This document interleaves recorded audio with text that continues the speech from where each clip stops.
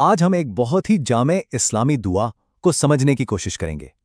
اس کے ہر حصے کو کھول کر دیکھیں گے کہ اس کی ساخت کیسی ہے، اس میں کیا کیا موضوعات ہیں اور اس کے پیچھے معنی کیا ہے۔ تو آئیے شروع کرتے ہیں۔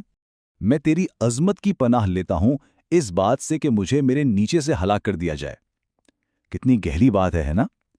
اس دعا کی شروعات ہی ایک بہت ہی بنیادی موضوع سے ہوتی ہے، یعنی حفاظت۔ اور یہ صرف اوپر سے آنے والے خطرات کی بات نہیں، بلکہ غیر متوقع چھپے ہوئے خطرات سے بھی پناہ مانگنے کی التجا ہے۔ تو ہم اس تجزیے میں کیا کیا دیکھیں گے؟ سب سے پہلے جمعے کی دعا کی طاقت پر بات ہوگی، پھر ہم دیکھیں گے کہ کون سی بنیادی قرآنی آیات اس کا حصہ ہیں، اس کے بعد حفاظت اور سلامتی کی بات آئے گی، پھر زندگی کی دوسری ضروریات کا ذکر، اور آخر میں ذکر کا عمل یعنی اللہ کو یاد کرنا۔ چلیں تو سب سے پہلے بات کرتے ہیں جمعے کی دعا کی طاقت کی۔ دیکھیں، دعا صرف کچھ الفاظ بول دینا نہیں ہے، یہ ایک بہت گہرا روحانی عمل ہے، اور خاص طور پر جمعے کے دن اس کی اہمیت اور بھی بڑھ جاتی ہے۔ اچھا، تو دعا آخر ہے کیا؟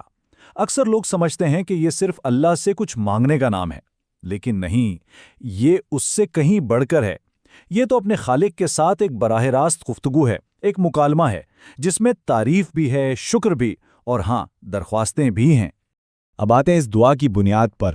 اس جیسی جو بڑی اور جامع دعائیں ہوتی ہیں نا، وہ اکثر قرآن کی کچھ بنیادی صورتوں اور آیتوں سے شروع ہوتی ہیں۔ یہ سمجھیں کہ یہ ایمان کی چٹان ہیں جن پر پوری دعا کی عمارت کھڑی ہوتی ہے، جیسے کہ سورۃ الفاتحہ، آیت الکرسی اور پھر 3 کل، یعنی الاخلاص، الفلق اور الناس۔ یہ صرف تلاوت نہیں ہو رہی ہوتی، ہر ایک کا ایک خاص مقصد ہے۔ الفاتحہ تو جیسے اللہ سے بات چیت شروع کرنے کا دروازہ ہے، اور آخری 3 صورتیں مل کر ایک ایسی روحانی ڈھال بن جاتی ہیں جو ہر طرح کے شر سے بچاتی ہیں۔ اچھا، ان میں سے ایک آیت، آیت الکرسی، پر خاص طور پر بات کرتے ہیں۔ یہ قرآن کی سب سے طاقتور آیتوں میں سے ایک مانی جاتی ہے۔ اس کو عرش والی آیت بھی کہتے ہیں، اور اس کی وجہ بہت خاص ہے۔ تو آیت الکرسی میں ہے کیا؟ یہ اصل میں اللہ کی عظمت کا ایک مکمل خلاصہ ہے۔ یہ بتاتی ہے کہ اللہ کی ذات کیسی ہے۔ وہ ہمیشہ زندہ ہے، ہر چیز کو سنبھالنے والا ہے، اس کا علم ہر چیز پر حاوی ہے، اس کی بادشاہت کتنی وسیع ہے، اور یہ کہ وہ بغیر تھکے ہر چیز کی حفاظت کرتا ہے۔ یہ ایک ہی آیت میں اللہ کی صفات کا سمندر ہے۔ اور یہ حصہ تو خاص طور پر بہت خوبصورت ہے۔ اس کی کرسی نے آسمانوں اور زمین کو گھیر رکھا ہے، اور ان کی حفاظت اسے تھکاتی نہیں۔ ذرا سوچیں اس تصور کے بارے میں۔ اللہ کی طاقت اتنی لامحدود ہے کہ پوری کائنات کو سنبھالنا اس کے لیے کوئی محنت طلب کام نہیں ہے۔ یہ خیال دل کو کتنا سکون دیتا ہے نا؟ چلیں اب آگے بڑھتے ہیں اور دعا کے ایک اور اہم حصے پر بات کرتے ہیں، حفاظت اور سلامتی کی تلاش۔ یہ دعا اصل میں الفاظ کی ایک ڈھال کی طرح کام کرتی ہے۔ یہاں دیکھیں کہ پناہ کن کن چیزوں سے مانگی جا رہی ہے۔ صرف مخلوق کے شر سے نہیں، بلکہ شیطان کے وسوسوں سے، اپنے نفس کی برائیوں سے، پریشانی اور سستی جیسی چیزوں سے، یہاں تک کہ قبر کے عذاب سے بھی۔ تو یہ صرف دنیا کی حفاظت نہیں ہے، بلکہ روحانی، ذہنی اور آخرت کی سلامتی کا ایک مکمل پیکیج ہے۔ اور پھر یہ خاص دعا، اللہ کے نام سے، جس کے نام کے ساتھ زمین یا آسمان میں کوئی چیز نقصان نہیں پہنچا سکتی۔ اس دعا میں یہ کلمات 3 بار دہرائے جاتے ہیں۔ یہ صرف الفاظ نہیں ہیں، یہ اللہ کی حفاظت پر اپنے ایمان کا ایک بہت ہی مضبوط اعلان ہے۔ یہ یقین ہے کہ اس کے نام کی برکت سے کوئی چیز نقصان نہیں پہنچا سکتی۔ اچھا، تو حفاظت کی بات تو ہو گئی، اب آتے ہیں زندگی کی دوسری ضرورتوں کی طرف، کیونکہ یہ دعا صرف بچاؤ کے بارے میں نہیں ہے، بلکہ یہ انسان کی ہر طرح کی ضرورتوں کو اللہ کے سامنے رکھنے کی التجا بھی ہے۔ ذرا اس جامعیت کو دیکھیں۔ بات روحانی صحت سے شروع ہوتی ہے، گناہوں کی معافی، پھر جسمانی صحت یعنی جسم، کان، آنکھوں کی عافیت، پھر ذہنی صحت، غم اور سستی سے پناہ، اور آخر میں مالی صحت یعنی اچھا رزق اور علم۔ یہ ایک مکمل ہولسٹک اپروچ ہے جو زندگی کے ہر پہلو کو سمیٹ لیتی ہے۔ اور یہ دعا اس انحصار کی بہترین مثال ہے۔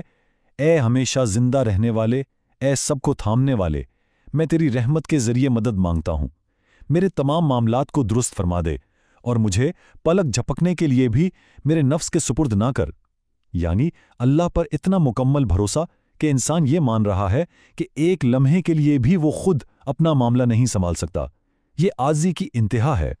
اچھا، اب آتے ہیں آخری حصے کی طرف۔ دعا کا مطلب صرف مانگنا نہیں ہے، اس کا ایک بہت بڑا حصہ اللہ کو یاد کرنا بھی ہے، یعنی ذکر، جس میں شکر گزاری اور تعریف شامل ہے۔ مثال کے طور پر کچھ دعائیہ کلمات ہیں جنہیں دن میں 100 بار پڑھنے کی ترغیب دی جاتی ہے۔ یہ 100 کی تعداد ایک مستقل یاد دہانی ہے، اللہ کے ساتھ تعلق کو مضبوط رکھنے کا ایک روزانہ کا عمل ہے۔ اور وہ کلمات کیا ہیں؟ سبحان اللہ و بحمدہ، یعنی اللہ پاک ہے اور تمام تعریفیں اسی کے لیے ہیں۔ کتنے سادہ الفاظ ہیں، لیکن ان میں اللہ کی پاکی اور اس کی حمد دونوں کا اعتراف ہے۔ اور پھر اس تعریف کی وسعت کو دیکھیں، اسے کس چیز کے برابر کہا گیا ہے؟ اس کی مخلوق کی تعداد کے برابر، اس کی ذات کی خوشنودی کے برابر، اس کے عرش کے وزن کے برابر اور اس کے کلمات کی سیاہی کے برابر۔ یہ کوئی عام پیمانہ نہیں ہے، یہ ایک استعارہ ہے جو بتاتا ہے کہ ان سادہ سے الفاظ کا وزن اور ان کی قدر کتنی زیادہ ہے۔ تو ذکر کے بنیادی ستون کیا ہے؟ تسبیح یعنی سبحان اللہ کہنا جو اللہ کی پاکی کا اعلان ہے، تحمید یعنی الحمدللہ جو اس کا شکر ہے، اور تکبیر یعنی اللہ اکبر جو اس کی بڑائی کا اقرار ہے۔ یہ تینوں مل کر ذکر کی بنیاد بنتے ہیں۔ تو آخر میں ایک سوال پر غور کرتے ہیں۔ اگر دعا واقعی اللہ سے ایک گفتگو ہے تو یہ جامع دعا ہمیں اس گفتگو کے آداب کے بارے میں کیا سکھاتی ہے؟ یہ ہمیں بتاتی ہے کہ اللہ کے ساتھ ایک مثالی تعلق کیسا ہونا چاہیے، جس میں حفاظت مانگنے کی عاجزی ہو، ضرورتیں پیش کرنے کا یقین ہو، اور پھر ہر حال میں اس کی حمد اور شکر گزاری کا جذبہ ہو۔